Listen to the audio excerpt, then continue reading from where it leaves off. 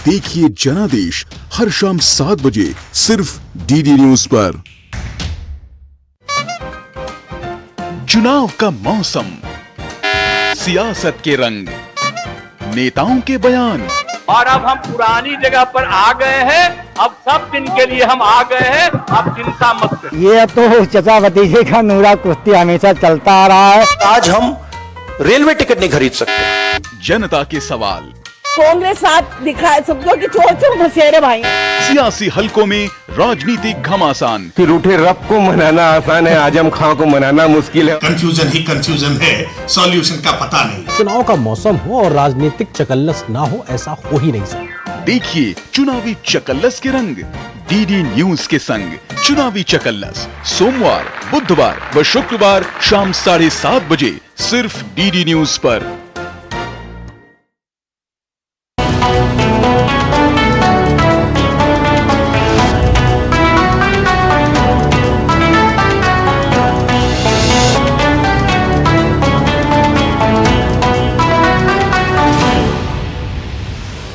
नमस्कार, हमारा खास कार्यक्रम जनवाड़ी में आपका स्वागत है और मैं हूं प्रखर श्रीवास्तव। तो जनवाड़ी का मंच सज चुका है वीरों की धरती राजस्थान की राजधानी जयपुर में। वो जयपुर जिसकी स्थापना 18वीं शताब्दी में हुई थी, वो जयपुर, वो राजस्थान जो भारतीय सियासत को बहुत करीब से देखता रहा है, इसका गवाह रहा है आजादी के पहले भी और आजादी के बाद भी। और अब एक बार फिर से 2024 में राजस्थान देश की राजनीति में एक महत्वपूर्ण भूमिका निभाने को तैयार है। राजस्थान के 5 करोड़ 32 लाख मतदाता लोकतंत्र के महापर्व में का जो यज्ञ हो रहा है उसमें आहुति देने के लिए तैयार हैं। अगर सियासत की बात की जाए, पिछले 10 साल की बात की जाए, तो राजस्थान बीजेपी का अभेद गढ़ बनकर उभरा है। अभेद गढ़ जिसे कोई भेद नहीं सकता। 2014 में 25 में से 25 सीटें, 2019 में से 25 में से 25 सीटें, क्या 2024 में भी बीजेपी का यह अभेद दुर्ग, अभेद गढ़, अभेद किला ऐसा ही अभेद रहेगा? यह कांग्रेस इसमें सेंध लगाने में कामयाब हो जाएगी? जनवाणी में आज हम इन्हीं मुद्दों पर चर्चा करेंगे। हम जानेंगे कि राजस्थान की सियासत में 2024 के चुनावों में कौन से मुद्दे हावी हैं और किसका पलड़ा भारी है, कौन कमजोर है, कौन ताकतवर है। और इन सब मुद्दों पर बात करने के लिए मेरे साथ मौजूद है खास मेहमान। पहले मैं इनका परिचय करवाऊं, उसके पहले मैं चाहूंगा कि आप तालियों की गड़गड़ाहट से जनवाणी के इस कार्यक्रम का हम आगाज करते हैं। तो आइए मैं परिचय करवाता हूं खास मेहमानों से। मेरे साथ मौजूद है लक्ष्मीकांत भारद्वाज, जो बीजेपी के प्रवक्ता हैं, तेज तर्रार प्रवक्ता हैं। राष्ट्रीय चैनलों में अक्सर आप इन्हें टीवी डिबेट्स में, प्राइम टाइम में आप इनको देखते होंगे। लक्ष्मीकांत जी, आपका बहुत बहुत स्वागत है। हमारे साथ दूसरे मेहमान हैं श्री अरुण शर्मा, जो कांग्रेस के प्रवक्ता हैं। इसके अलावा हमारे साथ मौजूद हैं एक ऐसी हस्ती जिसने राजस्थान की राजनीति को बहुत करीब से देखा है, राजस्थान के वरिष्ठ पत्रकार गुलाब बत्रा जी। वहीं डॉक्टर इंदु शेखर तत्पुरुष भी हमारे साथ हैं, जाने माने साहित्यकार हैं। इंदु शेखर जी एक नागरिक के तौर पर, एक सजग नागरिक के तौर पर बताएंगे कि कौन से चुनावी मुद्दे जो हैं वो इस चुनावों को प्रभावित कर सकते हैं। तो आइए बहस की शुरुआत करते हैं। लक्ष्मीकांत जी, शुरुआत में आपसे ही करना चाहूंगा, क्योंकि केंद्र में भी आपकी पार्टी सत्ता में है और अब पिछले 3-4 महीने से राजस्थान में भी आपकी पार्टी सत्ता में है, आगे भी आएगी। अच्छा, बहुत आपका आत्मविश्वास जो है वो इस तरह इशारा कर रहा है। इसी आत्मविश्वास से जुड़ा मेरा सवाल है कि 2014 में 25-0, 2019 में ही 25-0, क्या ये आंकड़ा, ये क्लीन स्वीप करने का जो आंकड़ा है, ये हैट्रिक बनाएगा इस बार 2024 में? देखिए प्रखर जी, हमारे साथ समस्या क्या है कि राजस्थान में 25 सीटें ही हैं लोकसभा की, इसलिए हम उस 25 को तो 26 नहीं कर सकते। लेकिन राजस्थान के जो हालात हैं आज को आप देखने को मिल रहे हैं और जिस तरीके की लोकप्रियता आदरणीय प्रधानमंत्री जी की है, मुझे लगता है कि जिस सीट पर हम पिछले लगातार 2 चुनाव से जीतते आ रहे हैं, इस बार रिकॉर्ड तोड़ वोटों से जीतेंगे और हर सीट पर 5 लाख से ज्यादा चुनाव जीतने का काम राजस्थान में भारतीय जनता पार्टी करेगी। आप ये मानकर चलिए कि पिछले 10 वर्षों में देश में एक लोकप्रिय सरकार यहां पर आई है, जिसने एक राजनीतिक अस्थिरता देश में थी, राजनीति के प्रति जो लोगों का अविश्वास था उसको खत्म किया और 10 वर्षों में भारत का मान सम्मान दुनिया में बढ़ाया। न केवल मान सम्मान बढ़ाया, बल्कि दुनिया की प्रगति में भारत एक प्रमुख योद्धा के रूप में उभर कर आया है। तो ऐसी परिस्थिति में देश का प्रत्येक जन आज चाहता है कि आपकी जनवाणी आपके कार्यक्रम का नाम है और जन जन की ये वाणी है कि अब की बार 400 पार, फिर एक बार मोदी सरकार। ये जो जन जन की वाणी है वो ये साबित कर रही है कि राजस्थान में 2014 में हम 25 सीटों के साथ जीते थे, 2019 में हम 25 सीटों के साथ जीते थे और 2024 में भी 25 की 25 लोकसभा की सीटें राजस्थान में जीतकर हम रिकॉर्ड बनाएंगे और जितने वोटों से पहले जीते थे उनसे ज्यादा वोटों से जीतकर इस बार हम रिकॉर्ड बनाएंगे। लेकिन आपने जो आत्मविश्वास दिखाया, आपने 25-0 की बात की और आपने हैट्रिक बनाने की बात की, लेकिन जो राजनीतिक विश्लेषक हैं जब वो राजस्थान की बात करते हैं तो 3 ऐसी सीटों का जिक्र आता है। वो है चुरू है, दौसा है और उसके अलावा जैसलमेर और बाड़मेर है, जिसके बारे में कहा जा रहा है कि बीजेपी के लिए यहां पर बहुत टफ फाइट मिल रही है। तो जो क्लीन स्वीप करने का जो आत्मविश्वास, जो आपने मेरे सवाल पूछने के पहले जो आत्मविश्वास दिखा दिया था, कहीं ये आत्मविश्वास डगमगा तो नहीं जाएगा 19 तक आते आते, 26 तक आते आते, क्योंकि 3 सीटें अभी जो माना जा रहा है, इस पर बड़ी फाइट है बीजेपी के लिए। देखिए, राजनीतिक विश्लेषक तो हर चुनाव में होते हैं और पिछले चुनाव में तो आप ही के मंचों पे कई राजनीतिक विश्लेषक ये थे जो राजस्थान में बीजेपी को 2 सीट भी नहीं दे रहे थे। लेकिन चुनाव राजनीतिक विश्लेषक या राजनीतिक दलों के प्रवक्ता तय नहीं करते, चुनाव का परिणाम जनता तय करती है और जनता ने मन बनाया हुआ है कि मोदी जी के नेतृत्व में फिर से भारत में भारतीय जनता पार्टी की सरकार आएगी और उसके लिए 25 की 25 लोकसभा की सीटें राजस्थान से जिताकर भेजेगी। कई सारे कारण हैं उसके पीछे, मैं हवा में बात नहीं कर रहा हूं, या आपके सवाल में केवल आपने पूछा इसलिए जवाब नहीं दे रहा हूं। राजस्थान ने पिछले 5 साल से जो अभी हमारी सरकार यहां पे बदली है, उससे पहले जो 5 साल या कांग्रेस पार्टी की सरकार रही, और चाहे सरकार कांग्रेस पार्टी की थी लेकिन राजस्थान को संभालने का काम जिन्होंने किया उनका नाम नरेंद्र मोदी है, जिन्होंने 5 साल तक राजस्थान की जनता को ऐसे संभाला जैसे राजस्थान में भारतीय जनता पार्टी की सरकार हो। मैं आपको बताता हूं राजस्थान को 5 साल में नरेंद्र मोदी जी ने क्या दिया। यहां के लिए नरेंद्र मोदी जी की सरकार ने 83 लाख टॉयलेट्स बनाकर दिए। 82 लाख हमारे राजस्थान के किसान ऐसे हैं जिनको किसान सम्मान निधि का 6,000 रुपया सालाना आता है। हमारी 70,000 बहनें ऐसी हैं जिनको उज्ज्वला योजना का कनेक्शन राजस्थान में मिला है। हमारे यहां 20 लाख परिवार ऐसे हैं जिनको पक्का मकान बनाकर नरेंद्र मोदी जी की सरकार ने दिया है। 3 करोड़ 30 लाख लोग ऐसे हैं जिनको बैंक खाता खुलवाकर जनधन के माध्यम से दिया है। 4 करोड़ लोग ऐसे हैं जिनको मोदी जी की सरकार पिछले 3 साल से मुफ्त अनाज देने का काम राजस्थान में कर रही है। देखिए, राजस्थान में आप विदेश जाते ही होंगे, आज से 10 वर्ष पहले भी यहां बैठे बहुत सारे लोग जाते होंगे, तो किसी देश में गए और वहां सड़क से चलते थे तो पता लगता था 100 किलोमीटर चल रहे हैं, सड़क जमीन पे उतर ही नहीं रही है, ऊपर ही ऊपर चले जा रही है। कभी देश में भी ऐसा संभव होगा क्या? देश के वासी जो बाहर जाते थे ऐसा सोचते थे। आज आप दिल्ली से दिल्ली मुंबई एक्सप्रेसवे पे चढ़िए, आप आए होंगे जयपुर, तो 200 किलोमीटर तक सड़क नीचे उतरती ही नहीं है। दिल्ली से शुरू होती है, दौसा में आके उतरती है, और आज जब पूरा फेज पूरा हो जाएगा तो दिल्ली से शुरू होगी और 1200 किलोमीटर चल के 1400 किलोमीटर चल के मुंबई में उतरेगी। ये नरेंद्र मोदी जी ने साकार करके दिया है। हमारे यहां कोई सोच नहीं सकता था, कल्पना नहीं कर सकता था। 3 जो वंदे भारत एक्सप्रेस है वो भारत में बनी हुई एक्सप्रेस, जिसका पुर्जा भारत के मैकेनिक ने बनाया, भारत के इंजीनियर ने बनाया है, वो 3 वंदे भारत एक्सप्रेस राजस्थान को भी मिली है नरेंद्र मोदी जी के काम। ये देखिए, कोविड आया था बीच में, और कोविड जैसी महामारी जिसमें दुनिया ने जिस तरह का हाहाकार देखा, जिस तरह की परिस्थितियां देखी, उन सब के बीच में भी राजस्थान को भी खासतौर पर अगर संभालने का काम किसी ने किया तो नरेंद्र मोदी जी की सरकार ने किया। यहां 1500 वेंटिलेटर भेजे, यहां ऑक्सीजन भेजी, यहां दवाइयां भेजी, यहां अस्पतालों में ऑक्सीजन प्लांट लगाए। ये सारे के सारे काम नरेंद्र मोदी जी ने किए। और राजस्थान की जनता तो देखिए, राजस्थान का इतिहास है, राजस्थान रणबांकुरों का प्रदेश तो है ही है। राजस्थान की लोगों का एक बड़ी खूबी है कि वो कभी भी किसी के किए हुए काम को भूलते नहीं है, और यही कारण है कि उन्होंने 25 सीट 2014 में दी, 2019 में दी, और कांग्रेस में जिस तरह की भगदड़ मच रही है राजस्थान में, उससे आप पहले ही पता चल रहा है कि 25 की 25 सीटें भी फिर भारतीय जनता पार्टी को मिल रही है। ठीक है, हमारे साथ अरुण शर्मा जी भी हैं। अरुण शर्मा जी कांग्रेस के प्रवक्ता हैं, आपने पूरी बात सुनी अभी लक्ष्मीकांत जी को, और आपने सुने उनके दावे की 25-0 एक बार फिर हैट्रिक। इस बार कांग्रेस खाता भी खोल पाएगी या नहीं? आपको क्या लगता है, क्या आत्मविश्वास है आपका? प्रखर, सबसे पहले तो मैं दूरदर्शन को धन्यवाद देता हूं जनवाणी में हमें इनवाइट करने के लिए और अपना मत सबके सामने रखने के लिए, और आप सभी दर्शकों का भी अभिनंदन जो आप भाग ले रहे हैं इस कार्यक्रम में। देखिए, आपने लिखा है आम चुनाव 2024। मैं इस चुनाव को किसी भी तरीके से आम नहीं मानता हूं। ये बहुत ही खास और महत्वपूर्ण चुनाव है जिससे देश को डिसाइड करना पड़ेगा कि वो किस रास्ते पे जाना चाहते हैं।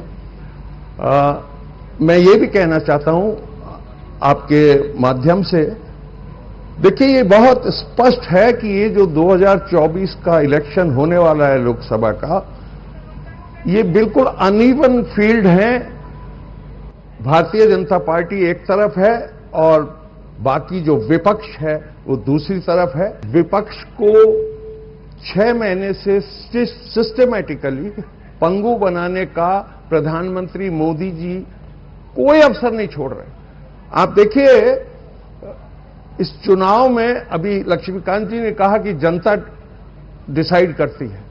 इस बार देश के प्रधानमंत्री ने लोकसभा के पटल पे, यह अभूतपूर्व है, आज तक 17 प्रधानमंत्रियों में से किसी ने भी लोकसभा के पटल पे खड़े होकर यह नहीं कहा है कि इस बार 400 पार। वहां से हाथ के हाथ मीडिया ने पकड़ लिया। मैं आपके माध्यम से बताना चाहता हूं, ये 400 पार का जो गुब्बारा क्रिएट किया गया है, इसमें कोई दम नहीं है। ये 273 सीटों के जुगाड़ की रणनीति चल रही है पिछले 6 महीने से। इसमें सब कुछ शामिल है। इसमें पार्टियों को तोड़ना शामिल है, सरकारों को गिराना शामिल है, चीफ मिनिस्टरों को जेल में डालना शामिल है, लोगों की खरीद फरोख्त ओपन आपको दिखाई दे रही है। ये सब अभूतपूर्व है। अगर हम अब भी आंख मूंदना चाहेंगे तो ये नुकसान पूरे देश का है। तो ये बहुत जागरूकता की जरूरत है। जिस आदमी को 400 सीट का इतना अविश्वास हो, लक्ष्मीकांत जी को तो है ही, इतने महान काम किए हैं प्रधानमंत्री जी ने कि आनी ही चाहिए 400 सीट। उनकी समस्या ये है कि राजस्थान में 25 हैं। मैं ये कह रहा हूं, आप देश का कैलेंडर बिछा के रख लीजिए, कहां से 400 सीट आ सकती हैं इनकी नतीजों में।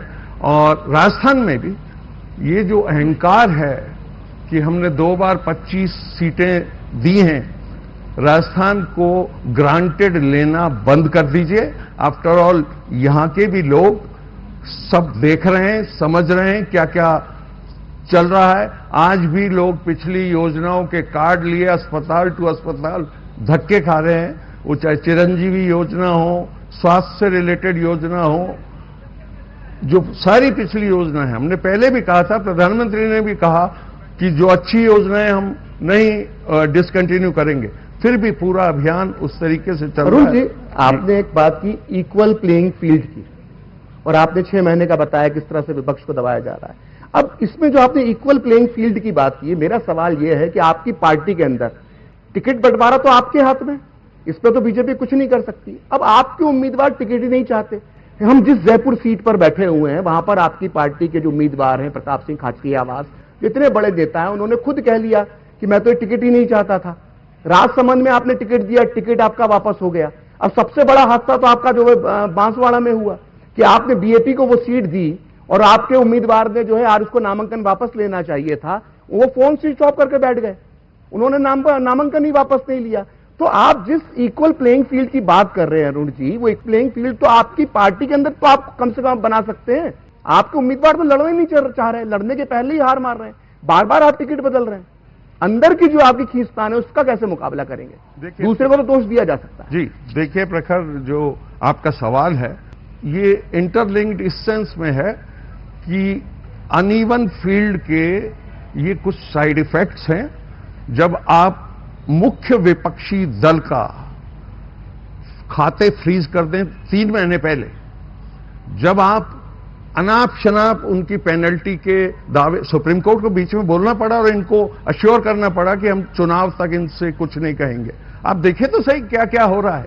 ऐसे में जब अगर प्रेस कॉन्फ्रेंसों में कांग्रेस अध्यक्ष या राहुल गांधी जी कहते हैं कि हमारे पास पैसे की कमी है और ट्रेन की टिकट्स के पैसों में भी दिक्कत आ रही है, हो सकता है कुछ चुनिंदा लोगों को लगता हो कि इस चुनाव में शायद पैसा नहीं है तो मुश्किल आएंगी, लेकिन देखिए बात पैसे की नहीं है। तो क्या पैसों की वजह से आपके उम्मीदवारों ने ये कह दिया कि हम टिकट नहीं चाहते थे, हमें जबरदस्ती टिकट दिया, या हार का डर है?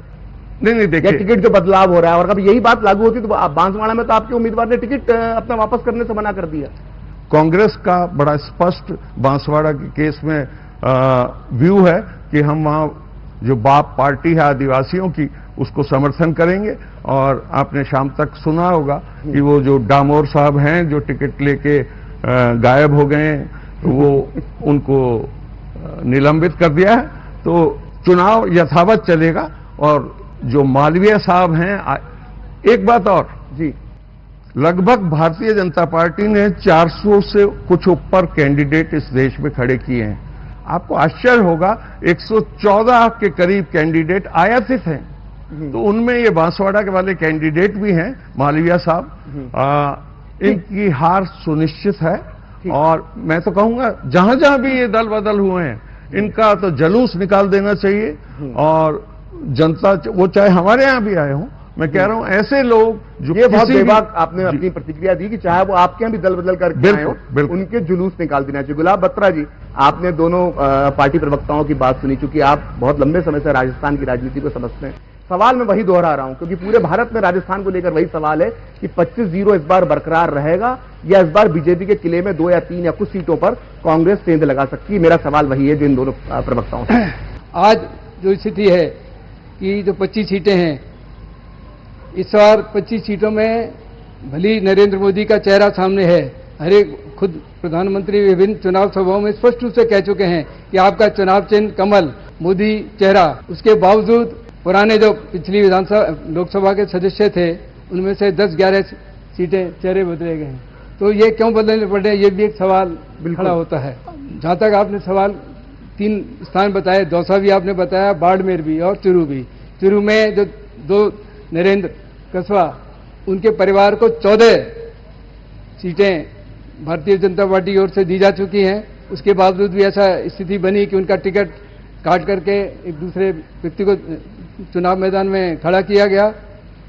तो एक तो सीकर, ये चुरू। अब चुरू के लिए ये अदावत की जाती है कि वहाँ जो अभी तत्कालीन प्रतिपक्ष के नेता थे विधानसभा में, राजेंद्र राठौड़, उनकी वजह से ये आरोप है कि उनका टिकट काटा गया। जो टिकट काटा गया उसको लेकर जो अदावत हुई वो एक आपसी वैमनस्य है भारतीय जनता पार्टी का। और उस दूसरी तरफ बाड़मेर एक ऐसी सीट है जहां प्रधानमंत्री से लेकर के मुख्यमंत्री और अन्य लोगों को, आज भी अभी मुख्यमंत्री भजनलाल शर्मा बाड़मेर में 2 दिनों से बैठे हैं। कल जैसलमेर में थे, आज बाड़मेर में सभा कर रहे हैं। और एक संत के साथ उन्होंने जोधपुर में गजेंद्र सिंह शेखावत के साथ अभी मीटिंग की है और दूसरे संत के साथ अभी बाड़मेर में मीटिंग चल रही है। तो ये जो नया तीसरा मोड़ आया है, इसका फायदा किसको मिलेगा? इससे देखिए, एक पेच नया फंसा है इसमें। अभी हेमाराम चौधरी, सबसे पहले कांग्रेस की ओर से उनको चुनाव लड़ने के लिए कहा गया था, उसमें उन्होंने मना कर दिया। लेकिन अभी उन्होंने एक पेचअप कराया है जो शिव विधानसभा, जिससे एक रविंद्र सिंह भाटी भी वहां उम्मीदवार थे और स्वतंत्र रूप से जीते। उसमें अमीन खान भी पराजित हुए और जो दूसरे मुसलमान थे फतेह खान, वो भी पराजित हुए। इन त्रिकोणा संघर्ष में रविंद्र सिंह भाटी ने चुनाव जीता और आज वो लोकसभा के एक दावेदार बन चुके हैं।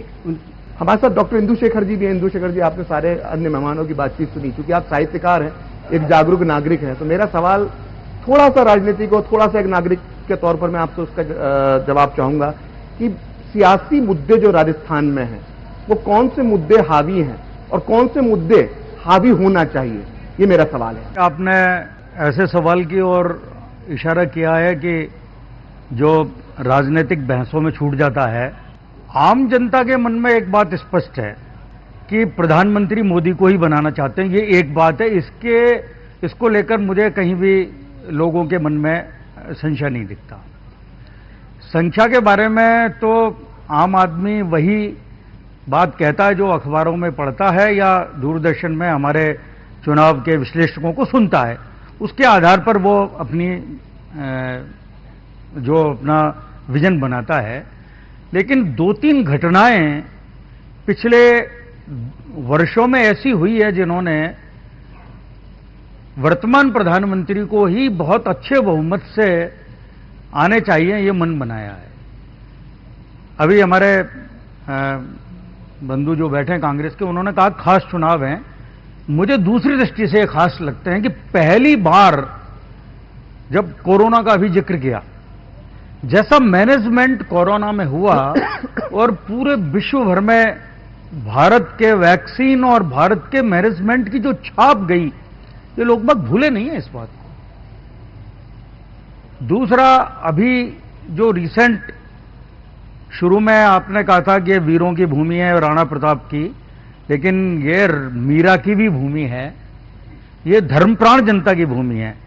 और आप इसको भले राजनीतिक लोग दोनों हमारे बड़े दल के प्रतिनिधि बैठे हैं, वो अपने स्तर पर इसका विश्लेषण करते हों, लेकिन आम जनता के मन में राम जन्मभूमि और राम मंदिर बहुत बड़ा मुद्दा है।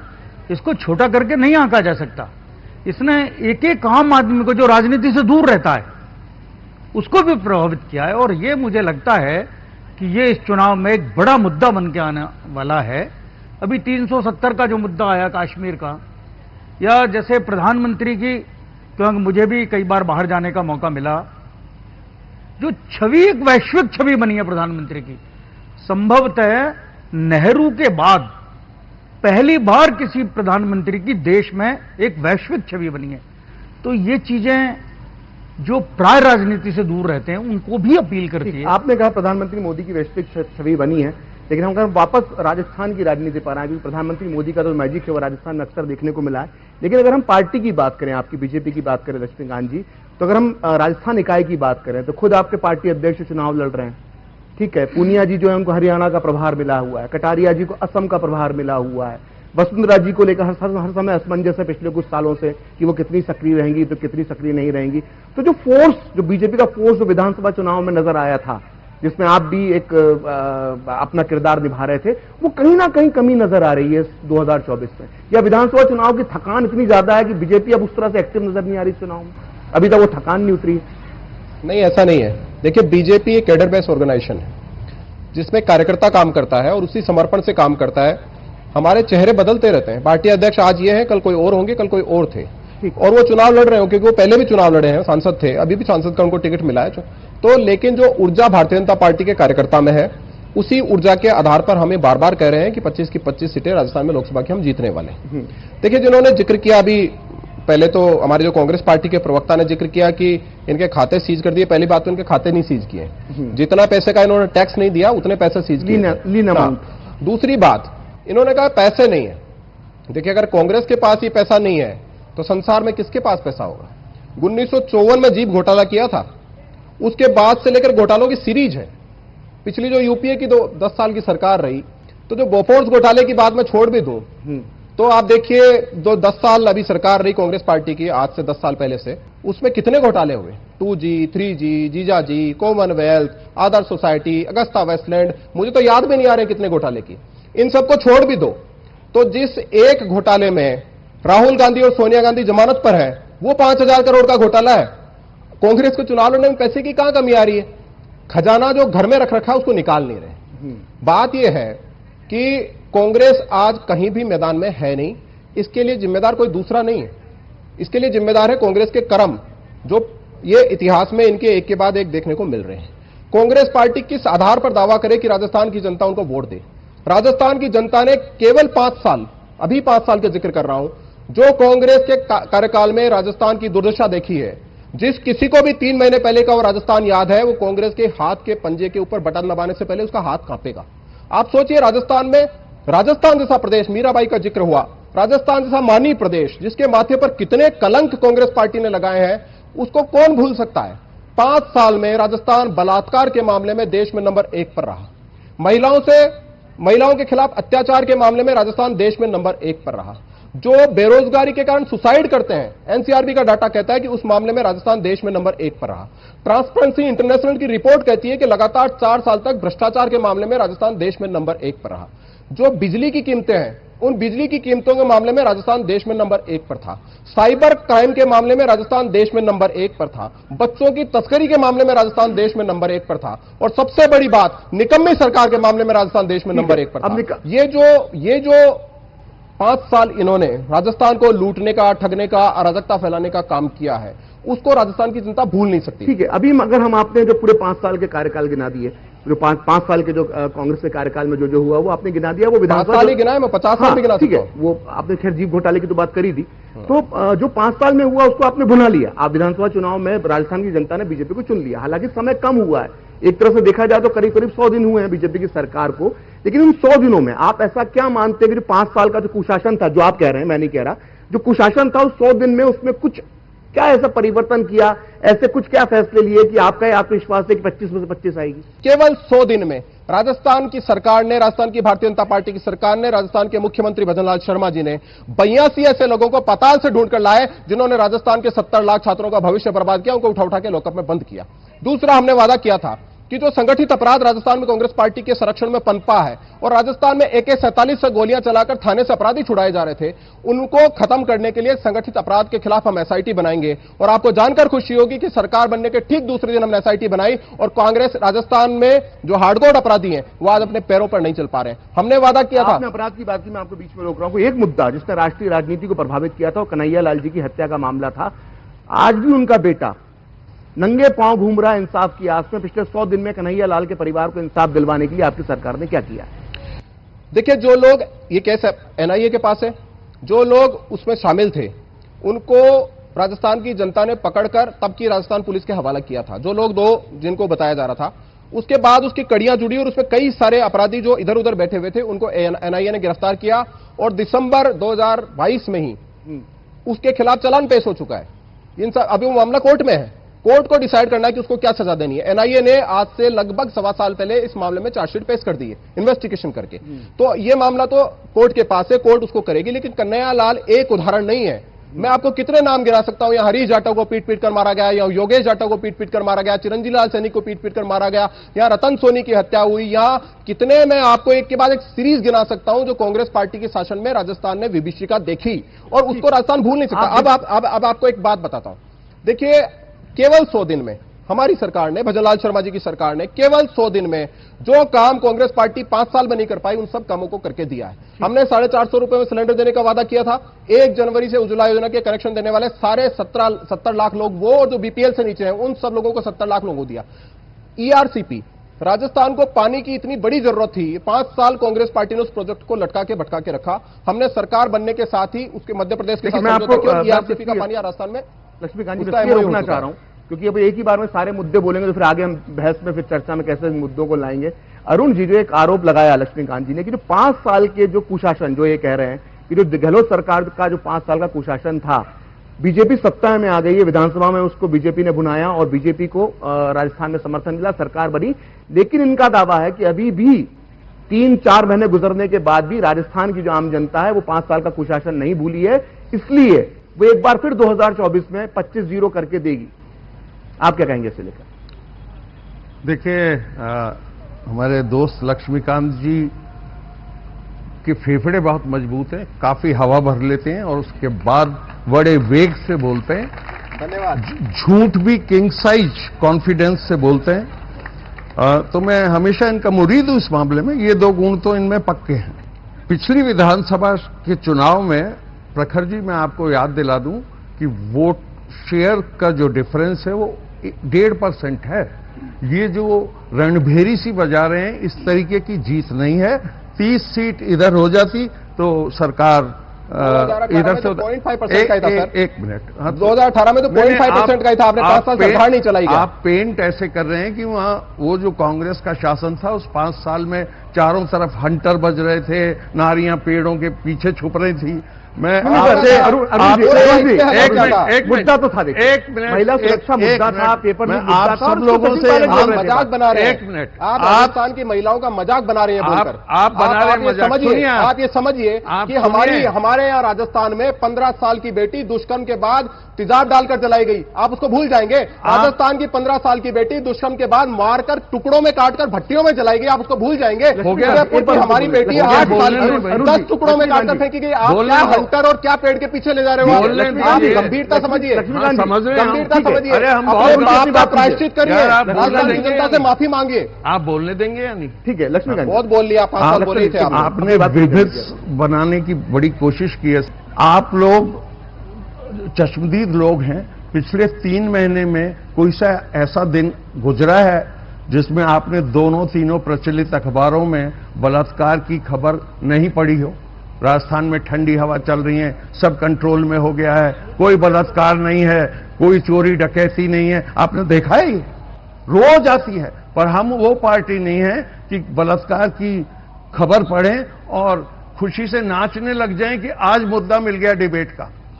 हम बहुत गंभीर पार्टी है, तो इन बातों में कोई दम नहीं रखा है। आज भी नारी अपराध बरकरार हैं। आप रोज अखबार पढ़ते हैं, ऐसे बीसियों किस्से हैं जिसमें भारतीय जनता पार्टी के कार्यकर्ता बलात्कारों में शामिल रहे हैं, नाम शुद्धा हुआ है। एक मिनट इतने राष्ट्रीय चैनल पे झूठ बोलोगे आप? नहीं, हम झूठ बोलोगे नहीं है। कौन से भारतीय जनता पार्टी के कार्यकर्ता शामिल रहे? एक मिनट, अगर आपने आरोप लगाया भारतीय जनता पार्टी के कार्यकर्ता का नाम बताइए। वही सवाल कौन भारतीय जनता पार्टी का कार्यकर्ता है जो इस तरह के अपराध में हुआ है? नाम बताइए। सीकर में हुआ है? सीकर में क्या हुआ है? देखिए, सुनिए, क्या हुआ है सीकर में? जो 8,350 हत्याएं हुई उसमें किसी को कुछ नहीं दिया। आप छोड़ दीजिए उनको, मैं तो कह रहा हूं जो हमारी 15 साल की बेटी बलात्कार के बाद टुकड़ों में काटकर भट्टियों में जलाई गई, उसके परिवार को क्या दिया आपने? आपने इकबाल के परिवार को 50 लाख दे दिए, सरकारी नौकरी दे दी और डेयरी बूथ दे दिया, उसको क्या दिया आपने? सवाल यह है कि आतंक की घटना से रोड रेज की घटना की तुलना नहीं हो सकती। और सवाल यह भी है कि अगर रोड रेज की घटना पर आपने 50 लाख और इतना सब कुछ दिया, तो जो 8,350 लोगों की हत्या आपके शासन में हुई, उनको आपने क्या दिया? इसलिए हम कहते हैं कि तुष्टीकरण आप करते हो। और ये तो आप मानिए कि आपने अभी अभी बुरी तरह हार राजस्थान में झेली है अपने कर्मों से, और आप इंतजार कीजिए 4 जून का। ऐसी ऐतिहासिक हार राजस्थान में आपकी होगी कि दोबारा चुनाव लड़ने से पहले 4 बार सोचोगे। जैसे गोविंद डोटासरा जी भाग गए सीकर से, अशोक गहलोत जी भाग गए जोधपुर से, और आपके जो नेता हैं टीकाराम जूली वो भाग गए कहीं और से। चुनाव लड़ने का सामर्थ्य नहीं है आपके नेताओं में। 4 लोग आपकी टिकट वापस कर चुके हैं। ये जो स्थिति बनी हुई है ना, ये जो परिस्थिति आपके कर्म के कारण बनी हुई है। राजस्थान की जनता इतनी भोली भाली नहीं है कि हम आपने राजस्थान की जनता की बात, हम टीवी पे कुछ भी बोल देंगे उसको मान लेंगे, जो देख रही है उसको मान रही है। लक्ष्मीकांत जी, आपने राजस्थान की जनता की बात की, सवाल मैंने पूछे, आपने अपनी बात कही। गुलाब बत्रा जी और इंदु शेखर जी के पास भी मैं आऊंगा, लेकिन उसके पहले चाहूंगा कि जो राजस्थान की जनता जिसकी आप बात कर रहे हैं उसके मन में भी कुछ सवाल होंगे, तो आप में से कौन मेहमानों के साथ सवाल पूछना चाहेगा? जरा हाथ उठा दें। मेरा नाम मुकेश कुमार मीणा है। सर, मेरा सवाल यह है कि राजनीतिक स्वार्थ के लिए राजनीतिक नेता अपना दल बदल लेते हैं, लेकिन पहले बताइए सवाल किससे, इनमें से किससे सवाल है? दोनों पार्टियों से है मेरा, क्योंकि दोनों पार्टियों के लोग दल बदल लेते हैं। मेरा सवाल यह है कि ये दल बदल लेते हैं, लेकिन उनके जुड़ा हुआ जो कार्यकर्ता है वो अपने आप को ठगा सा महसूस करता है। लेकिन आप क्या, इस पर आपका क्या विचार है कि उनको दल बदलने के बाद में क्या उनके साथ सही है कि या उन लोगों ने जनता के साथ? ठीक है, पहले आप जवाब देंगे। उन्होंने तुलना की है कांग्रेस पार्टी और भारतीय जनता पार्टी के बीच में। तो जो कोई भी संवेदनशील लोग किसी और दल में है, खासतौर पर कांग्रेस पार्टी में, और उनको लगता है कि कांग्रेस में रहकर वो ठीक से काम नहीं कर सकते, कांग्रेस की विचारधारा के साथ वो ठीक से नहीं कर सकते, क्योंकि कांग्रेस की कुछ सामने आई हुई विचारधाराएं, कुछ छुपी हुई विचारधाराएं। तो जो छुपी हुई विचारधाराएं हैं उनके साथ वो काम नहीं कर सकते, तो वो दल बदल रहे हैं, वो भारतीय जनता पार्टी में शामिल हो रहे हैं। भारतीय जनता पार्टी में काम करेंगे, अच्छा काम करेंगे, उनको भारतीय जनता पार्टी काम देगी, और नहीं तो जैसे भारतीय जनता पार्टी के बाकी कार्यकर्ता काम कर रहे हैं वैसे वो भी काम करेंगे। आप देख रहे हैं, बिल्कुल नग्न है ये कि 3 तरीके के लोग पार्टियां इधर से उधर बदल रहे हैं। एक वो जिन पे ईडी, सीबीआई, इनकम टैक्स इनके छापे पड़ रहे हैं। दूसरे जिनको 400 पार में थोड़ा विश्वास जग गया है कि यार अपने पास भी 5-7 साल ही हैं, तो अगर यही चलना है 400 पार तो इस पार्टी में चले जाते हैं। दूसरी वजह यह है, और ये संघर्ष का जो पीरियड है इसमें हर आदमी के बस की नहीं है। अगर आप में जज्बा है, आप जागरूक हैं, कुछ सोच रहे हैं देश के बारे में, तो ही आप टिक सकते हैं। लेकिन आज वो स्तर रहा नहीं है। ये बहुत बड़ा अन्याय है पब्लिक के साथ, जो भी दल बदलता है। और हमने अभी जो परसों चुनाव घोषणा पत्र कांग्रेस का जारी हुआ है उसमें स्पष्ट लिखा है कि हम इसको बहुत मजबूती देंगे। अरुण जी, सारा दर्द जो कांग्रेस का है तभी क्यों बाहर निकल रहा है, जब एक आंकड़े के मुताबिक 8,042 नेता, जिसमें बड़े नेता भी शामिल है, राजस्थान अकेले की बात कर रहा हूं, 8,042 नेता कांग्रेस छोड़ चुके हैं। आपके पूर्व सांसद श्री गंगानगर के जो पन्नू जी थे वो रोने लगे कांग्रेस छोड़ते वक्त, और उन्होंने कहा कि गहलोत जी जो है वो धतराष्ट्र की तरह अंधे हो गए पुत्र मोह में। तो ये इनके पीछे ईडी तो नहीं लगी थी, इनके पीछे सीबीआई तो नहीं लगी थी, इनके पीछे एनआईए तो नहीं लगी थी। तो कहीं ना कहीं जब कोई पार्टी से इतनी बड़ी भगदड़ मस्ती है तो उसके अंदर आत्म अवलोकन, आत्म मंथन करने की भी जरूरत होती है। गुलाब जी, मैं आपसे इसी से जुड़ा सवाल पूछना चाहता हूं कि कांग्रेस में ऐसा क्या हुआ? अगर मैं सिर्फ राजस्थान के परिप्रेक्ष्य में ही बात नहीं कर रहा हूं, बल्कि मैं पूरे भारत की अगर बात करूं, खासकर हिंदी हार्टलैंड की बात करूं, तो एक भगदड़ नजर आ रही है कांग्रेस में। बीजेपी, एमपी बीजेपी में तो यह दावा किया जा रहा है कि 1.25 लाख कांग्रेस के छोटे मोटे बड़े कार्यकर्ता जो हैं वो बीजेपी में आ गए। तो कांग्रेस की जो भगदड़ है, जो आरोप लगता है कि ईडी सीबीआई की डर से भगदड़ हो रही है, या कांग्रेस पार्टी के मैनेजमेंट में या आला कमान में कुछ ऐसी समस्या है कि अपने लोगों को साथ नहीं रख पा रही? क्योंकि लोग जब कांग्रेस छोड़ते हैं, चाहे वो गौरव वल्लभ हो, वो यही कहते हैं कि आला कमान हमारी नहीं सुन रहा है। गौरव वल्लभ का नाम लिया, वो मेरे बहुत स्वर्गीय दिवंगत मित्र के बेटे हैं। उनके यहाँ तो कोई ईडी का वो था, उन्होंने जो 14 पृष्ठ का पत्र लिखा है कांग्रेस अध्यक्ष को, उसमें सारी स्थिति का खुलासा किया और उन्हें भी इसमें महसूस करेंगे कि उन्होंने जो मुद्दे उठाए हैं। बाकी सवाल जो भगदड़ का, जो कांग्रेस प्रवक्ता ने भी कहा कि भगदड़ को लेकर के जो 2-3 घटनाक्रम है, एक तो ईडी का जिक्र किया, तो ईडी और इस तरह के मामले वो केवल राजनेताओं पर 3% है।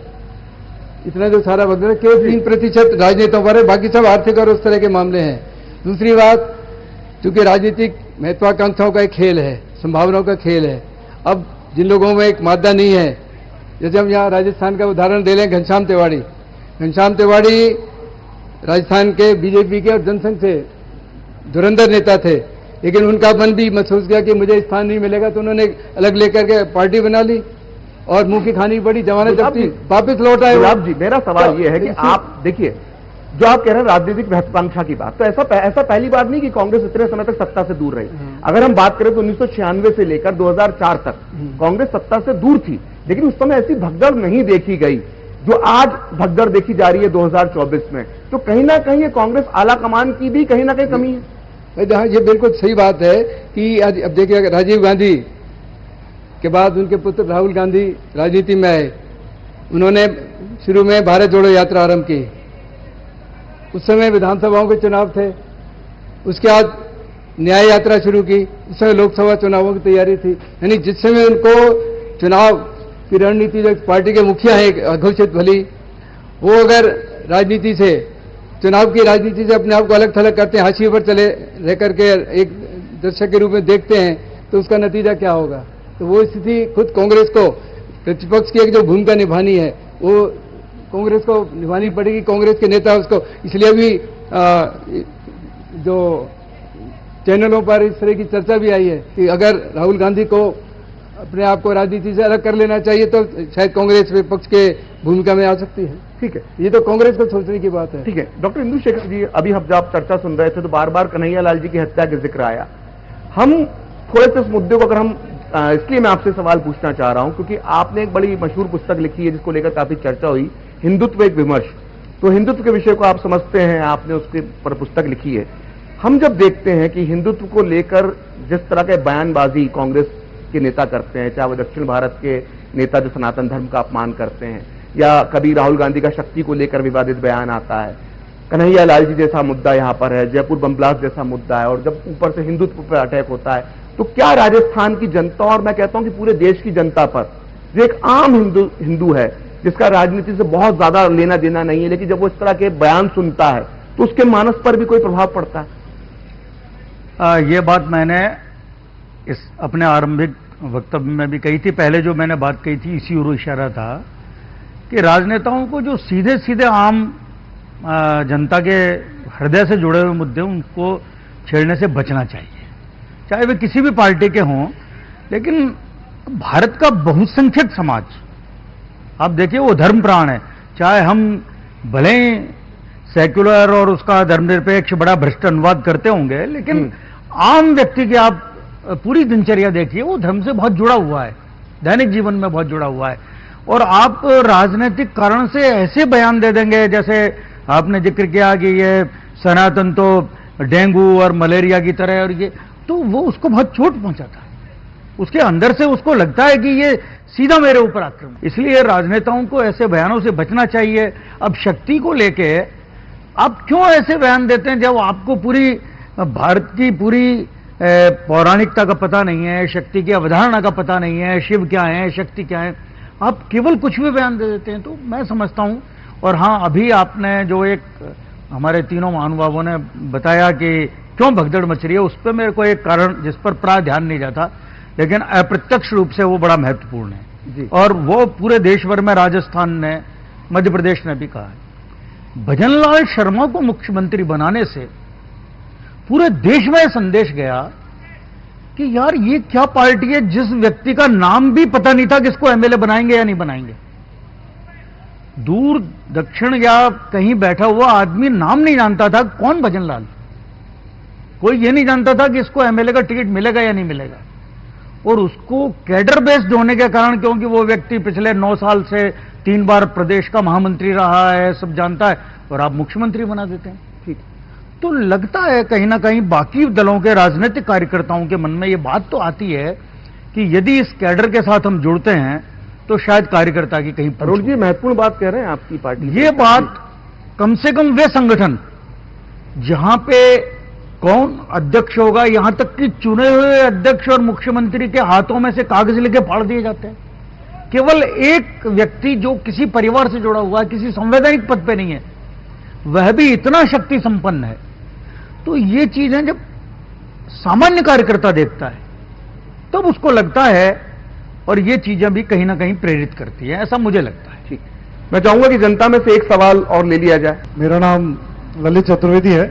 मेरा सवाल ये है कि क्या कांग्रेस पार्टी राम मंदिर के समर्थन में आज है या नहीं है, और यदि है तो क्या सार्वजनिक मंच से कांग्रेस का कोई नेता ये बोल सकता है अभी भी कि हम राम मंदिर का समर्थन करते हैं और 500 साल के बाद में राम मंदिर बनाएं, उसके लिए हम प्रधानमंत्री जी या कोर्ट को धन्यवाद देते हैं। अरुण जी महत्वपूर्ण बात उन्होंने कही है कि एक बहुत अच्छा मौका कांग्रेस पार्टी के हाथ में आया था मैंने राम सुना, मंदिर के तौर पर। वो मैंने सुना चतुर्वेदी जी का सवाल जी।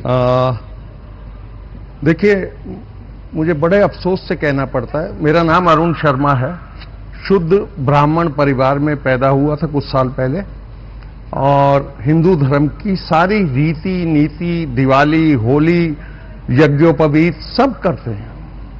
लेकिन हमें बार बार, आपने कहा कांग्रेस का कोई नेता ये सबूत देगा कि वो हिंदू है, उसकी राम में आस्था है, ये बड़े दुख की बात है। हम सब हिंदू हैं, बहुसंख्यक हिंदू है इस देश में। देश जब आजाद हुआ तो हमारे संविधान के गुणी लोगों ने, उस समय जो बेस्ट माइंड थे, उनने डिसाइड किया कि कौन सा रास्ता हमें चुनना है। तब ये तय हुआ कि भाईचारा, सद्भावना, ये इसका मूल मंत्र रहेगा, ये खूबसूरत गुलदस्ता रहेगा। चतुर्वेदी जी, इस देश में 22 धर्मों के लोग रहते हैं, दुनिया में कहीं नहीं रहते। पारसी भी रहता है जो अपने ओरिजिनल कंट्री में अब नहीं पाया जाता। इतना शानदार गुलदस्ता और इतना महान देश है अपना।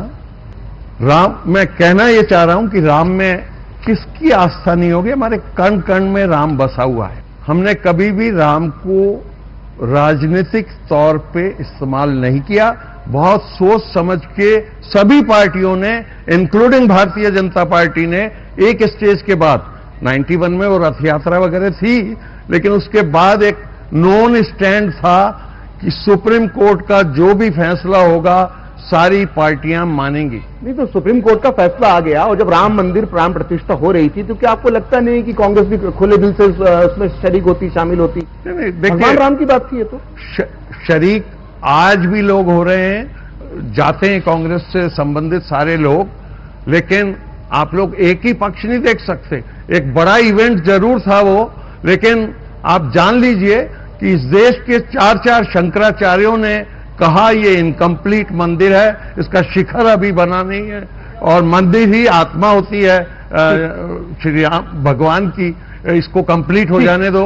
हम जनता से क्या टोटल इलेक्टोरियल बेनिफिट के लिए 22 जनवरी लक्ष्मीकांत जी जवाब देना चाहते हैं संक्षिप्त में। देखिए, कांग्रेस पार्टी के प्रवक्ता ने कहा कि वो शुद्ध ब्राह्मण है और उनके रग रग में राम समाये है, वो कट्टर हिंदू हैं, तो निश्चित रूप से इनको तब जरूर पीड़ा हुई होगी जब सोनिया गांधी के नेतृत्व में कांग्रेस पार्टी की सरकार ने कोर्ट में कहा था कि राम एक काल्पनिक पात्र है। और जब राम जी का जो सबसे उनके जीवन का महत्वपूर्ण अध्याय है, जब वो माता सीता को लाने के लिए समुद्र पर पुल का निर्माण करते हैं, उस समुद्र पे जो सेतु समुद्रम परियोजना के माध्यम से उस राम सेतु को तोड़ने की कोशिश जब कांग्रेस पार्टी की सरकार कर रही थी, तब मैं मानता हूं कि अरुण जी अंदर ही अंदर खूब रोए होंगे, लेकिन प्रकट नहीं कर पाए होंगे। देखिए, ये छोटी घटना नहीं है। 500 साल पहले बाबर ने हमारे आराध्य भगवान श्री राम का मंदिर तोड़ दिया। हम सुबह सुबह आरती में हमारी कितनी सारी पीढ़ियां, भय प्रकट कृपाला, दीन दयाला, कौशल्या, हितकारी बोलते हुए निकल गई, कितनी पीढ़ियां चली गई। खुदाई हुई, आर्कियोलॉजी सर्वे ऑफ इंडिया ने खुदाई की, नीचे से भगवान की मूर्तियां निकल रही हैं, सबूत निकल रहे हैं। हमारे भगवान के मंदिर को तोड़कर एक आताताई, एक आतंकी ने जमीन में गाड़ दिया और वो 500 साल बाद आज मंदिर बना है। आज नहीं बना है, 1883 में जब एक अंग्रेज ने कांग्रेस पार्टी की स्थापना की थी, लगभग उसी वक्त से यह मंदिर का मुद्दा कोर्ट में चल रहा था। और आज जब भारतीय जनता पार्टी की सरकार बनी तो उसमें हमने हियरिंग कराकर उस मुद्दे को सुलझाया और आज वहां भव्य मंदिर बना है। आज जब मंदिर बना है, राम अपने दरबार में बैठे हैं, तो कांग्रेस पार्टी को क्या आपत्ति थी कि वहां पर नहीं गए? आप सब जगह जाते हैं, आप रोजा इफ्तार की पार्टी करते हैं, आप बहुत सारे मस्जिदों में जालीदार टोपी लगाकर जाते हैं, हमने बहुत देखा है आपको। तो आप भगवान श्री राम के मंदिर में क्यों नहीं गए? सवाल है और सवाल का जवाब आपको देना पड़ेगा। ये लोगों की आस्था का सवाल की बात केवल एक यहीं पर नहीं रुक रही। और मल्लिकार्जुन खड़गे ने या मंच से कहा कि प्रधानमंत्री मोदी आते हैं, 370 का यहां जिक्र करते हैं, राजस्थान का 370 से क्या संबंध है? कश्मीर में जाकर इसकी बात करिए। राजस्थान के वीर जवानों ने, यहां की माताओं ने अपने सपूत कश्मीर को बचाने के लिए न्यौछावर कर दिए। राजस्थान का यह संबंध है कश्मीर से, 370 से। 52,000 हमारे सिक्योरिटी फोर्सेज और सिविलियंस केवल 370 के कारण वहां पर शहीद हो गए, मार दिए गए। राजस्थान के लोगों का संबंध नहीं है। आप आज भी देश में विभाजन की रेखा खींचना चाहते हैं, जैसे 1947 में आपने सत्ता के लिए खींची, आज फिर आप देश में विभाजन की रेखा खींचना चाहते हैं। और फिर आप कहते हैं कि आप राजस्थान की जनता आपको वोट देगी। मैं गुलाब जी के पास जाना चाहूंगा, वरिष्ठ पत्रकार हैं, और जब आप देखते हैं कि देश की राजनीति के जो कुछ मुद्दे होते हैं, जो 370 का मुद्दा हो गया, राम मंदिर से जुड़ा मुद्दा हो गया, क्या ये मुद्दे एक क्षेत्र में भी असर करते हैं? जो 370 का जिक्र जब प्रधानमंत्री ने किया और खड़गे जी के बयान का जवाब दिया, तो क्या 370 कश्मीर से हटाना, क्या ये मुद्दा राजस्थान की जनता के हृदय में भी है? नहीं, चूंकि खड़गे जी यहाँ आए थे और उन्होंने एक अकस्मात इस बात का जिक्र कर दिया और उसका जवाब प्रधानमंत्री की ओर से सभा में दिया गया और उसका भाजपा प्रवक्ता ने जवाब भी दे दिया है। अब 370, क्योंकि अपना कश्मीर को हम कहते हैं हमारा मुकुट है, भारत का एक मुकुट है, उस मुकुट के प्रति और सारे देशवासियों की एक आस्था है, तो निश्चित रूप से एक चुनावी मुद्दा बनाने की कोशिश की गई है। और धारा 370 शायद इसी संदर्भ में, जैसे कांग्रेस प्रवक्ता ने कहा कि संसद के इतिहास में, लोकसभा के इतिहास में पहला मौका होगा कि किसी प्रधानमंत्री ने भाजपा के लिए 370 उस धारा के साथ जोड़ते हुए और 400 पार वाली बात की होगी। ये चूंकि आज चुनाव जो एक प्रबंधन का एक तरीका हो गया और मनोवैज्ञानिक तरीके से एक जीत हासिल करने के लिए, एक नैरेटिव बनाने के लिए प्रधानमंत्री ने पहल की है। और जैसे आपने शुरू में कहा था कि प्रतिपक्ष के रूप में राहुल गांधी जो अपनी भूमिका निभानी चाहिए थी, उस भूमिका पर वो भी खरे नहीं उतर पा रहे हैं। ठीक, ये खुद कांग्रेसजन भी स्वीकार करते हैं। मैं चाहूंगा कि जनता में से एक सवाल और ले लिया जाए। मेरा क्वेश्चन ये है कि जैसे इलेक्टोरल बॉन्ड वाली जो भी स्कीम थी और उसको असंवैधानिक घोषित किया गया, तो क्या आप मानते हैं कि आपकी सरकार ने ये असंवैधानिक फैसला किया था? इलेक्टोरल बॉन्ड के पहले इस देश में राजनीतिक दलों को जो चंदा मिलता था वो कैश में मिलता था। कांग्रेस पार्टी को 1000 रुपए कोई कैश देता था, 900 रुपए वो गांधी परिवार की जेब में चला जाता था, 100 रुपए खर्च होता था। उसका कोई हिसाब किताब नहीं, उसकी कोई ऑडिट नहीं, उसका कोई तरीका नहीं। आप जब इलेक्टोरल बॉन्ड लेकर आए तो उसमें जो भी पैसा आपका आएगा वो बैंक खाते के रूप में जमा होगा और जो कोई भी उसको पैसा दे रहा है किसी भी राजनीतिक दल को, उसको अपनी बैलेंस शीट में उसको दिखाना पड़ेगा। ये केवल तरीका चुनाव सिस्टम को ठीक करने को लेकर था। इसमें और सुधार की बहुत गुंजाइश है, लेकिन कैश में पैसा लेकर राजनीतिक दल जो चंदा लेते थे उससे कहीं अधिक वो सशक्त था। ग्रामीण क्षेत्रों से महिलाएं हैं, वो सवाल कुछ पूछना चाहे तो। मेरा पहला सवाल कांग्रेस से है, आप किस बुनियाद पे हमसे वोट मांग रहे हैं? देखिए 62 की लड़ाई में आपने हमारा 42,000 स्क्वायर किलोमीटर का एरिया चाइना को ऐसे दे दिया जैसे थाली में परोसा हुआ खाना हो। 71 की लड़ाई में 3000 सैनिकों का बलिदान क्या एक नया देश बनवाने के लिए किया था? ईस्ट पाकिस्तान का हिस्सा नहीं था, वो हिंदुस्तान का हिस्सा था जिसको आपने बांग्लादेश बना दिया। किस बुनियाद पे आप हमसे वोट मांगते हैं? क्योंकि आपकी सरकार के टाइम पे तो हमारी खुद की टेरिटरी थ्रेट पे थी। अरुण की शुरुआत आपसे, जो चीन और 62 के युद्ध और 71 के युद्ध की। आज की तारीख को 1962 से कंपेयर करना उचित नहीं है। 1962 में देश इस हालत में नहीं था जिसमें आज है। एक देश की भी एक प्रोग्रेस होती है।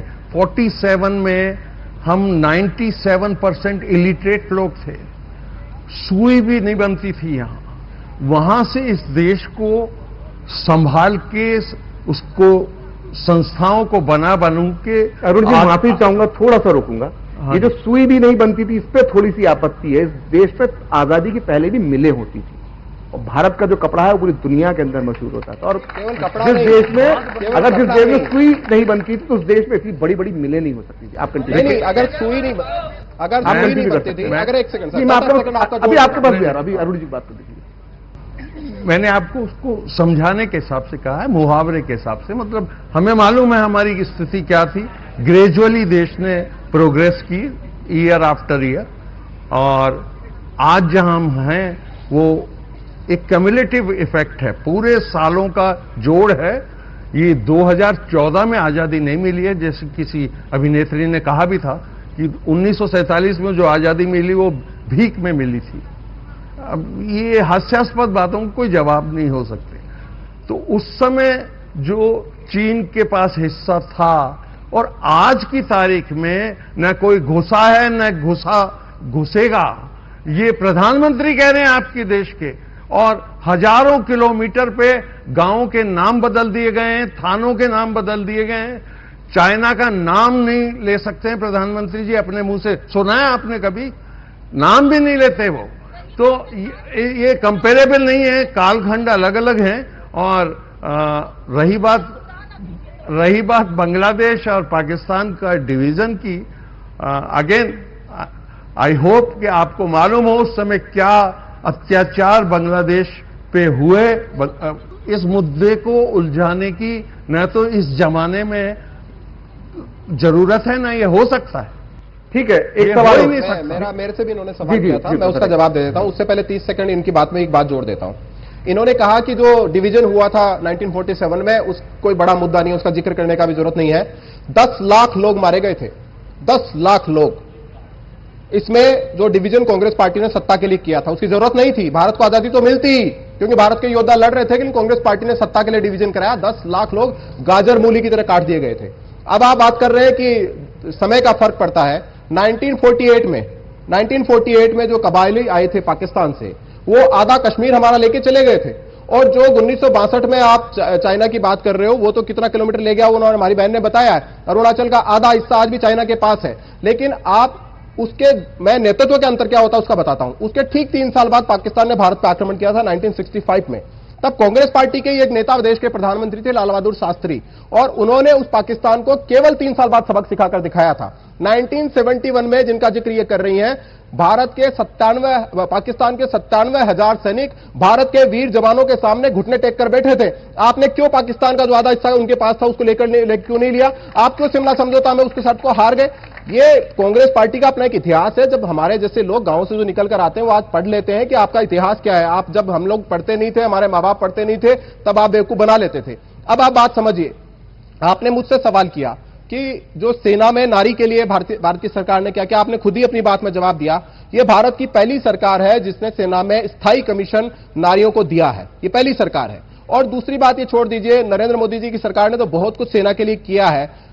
अटल बिहारी वाजपेयी जी की सब सरकार नहीं आई होगी। यहां जो 20-22 साल के जो उम्र के हमारे साथी बैठे हैं जिनको पता नहीं होगा, आज 99 में जो कारगिल का युद्ध हुआ था, हमारे कर्नल साहब बैठे हैं सामने, 99 में जो कारगिल का युद्ध हुआ था उसके पहले जो देश का सैनिक शहीद हो गया था उसकी पार्थिव देह भी उसके घर वालों के पास नहीं आती थी। कभी एक बक्सा आता था जिसमें उसके कपड़े आते थे और वो बक्सा उनको सुपुर्द किया जाता था। जो सैनिक देश का शहीद हो गया उसकी पार्थिव देह को पूरे सैनिक सम्मान के साथ उसके गांव में, उसके घर में लाने का काम भी भारतीय जनता पार्टी की सरकार ने, अटल बिहारी वाजपेयी जी की सरकार ने शुरू किया था। आज नारी शक्ति का उत्थान मोदी सरकार में हो रहा है, ना केवल यहां बल्कि आप देख लीजिए कि बाकी सारी जगह। आप देखिए कितनी खुशी की बात है कि जो भारत में आज विमानों की संख्या दुगनी हुई है और जो एयरपोर्ट की संख्या दुगनी हुई है, ना केवल यहां रुका है बल्कि जो पायलट हैं उन पायलटों में जो संख्या बढ़ी है वो आधी संख्या नारियों की है। तो ये जो एक परिवर्तन भारत में आया है वो मोदी जी की वजह से आया है। और निश्चित रूप से हमारी सरकार ने जो नारी शक्ति है उसको प्रथम स्थान पर रखा है, उसके विकास को प्रथम स्थान पर रखा। आखिरी सवाल गुलाब जी मैं आपसे करना चाहूंगा। ये सवाल हमारी चर्चा में अधूरा रह गया और मुझे लगता है ये मुद्दा आना चाहिए, क्योंकि जो ईस्टर्न राजस्थान कैनाल प्रोजेक्ट है, ERCP जिसको हम कहते हैं, और यमुना जल समझौता हुआ है, इसको लेकर बहुत दिनों से बात की जाती थी। हर बार 50 साल से इसका जिक्र आता था। अब ये समझौता होता दिखाई दे रहा है। क्या राजस्थान के जो वर्तमान अभी जो राजस्थान के चुनाव होंगे लोकसभा के, क्या ERCP और यमुना जल समझौता एक बड़ा मुद्दा होगा? संक्षिप्त में जवाब। निश्चित रूप से मुझे उम्मीद है जो 13 जिले हैं उन 13 जिलों में ERCP, उसके साथ साथ PKC रूप में पार्वती और चंबल, काली सिंध, इन तीनों नदियों को जोड़ने के साथ साथ ये योजना कम से कम जो 13 जिले हैं उनको बहुत प्रभावित करेगी। और आज जो शेखावटी का यमुना जल समझौते की बात हुई है, तो मुख्यमंत्री भजनलाल शर्मा ने कहा कि पूर्ववर्ती सरकार ने कोई इसमें कार्य नहीं किया, समझौता बहुत पहले हो चुका था, लेकिन अब हम जाके, क्योंकि उस समय भी ताजेवाला फीडर से हरियाणा पानी देने के उत्सुक नहीं था, और अब जाकर के उसका समझौता हुआ है और उम्मीद है कि उसकी डीपीआर बन रही है और अगले चुनाव समाप्त होने के बाद इसमें कार्य शुरू होने ठीक है। तो जनवाणी में सवालों का सिलसिला यही समाप्त होता है और मैं चाहूंगा कि आप मेहमानों के लिए ताली बजाएं जिन्होंने 1 घंटे तक जो है हमारे सारे सवालों का और आपके सवालों का जवाब दिया। आप सभी मेहमानों का जनवाणी के मंच पर आने के लिए बहुत बहुत धन्यवाद। तो ये था हमारा खास कार्यक्रम जनवाणी, जिसमें आपने देखा कि राजस्थान में किस तरह के चुनावी मुद्दे हैं जो 2024 में हावी रह सकते हैं। आपने सुनी हमारे एक्सपर्ट्स की राय और जाना कि राजस्थान का मिजाज क्या है। तो जनवाणी के इस अंक में इतना ही। अगले अंक में मुलाकात होगी किसी नए शहर में, नए दर्शकों के बीच हम पहुंचेंगे, लेकर जाएंगे इस खास कार्यक्रम जनवाणी को। फिलहाल इतना ही। आप देखते रहिए डीडी न्यूज।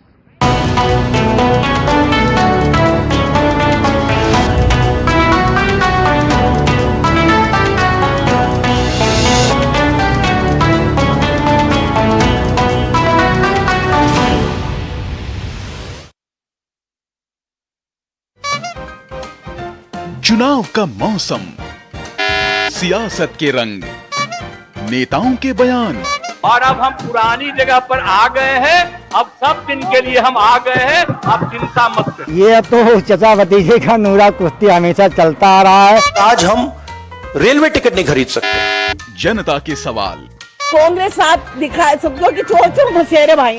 सियासी हलकों में राजनीतिक घमासान, कि रूठे रब को मनाना आसान है, आजम खां को मनाना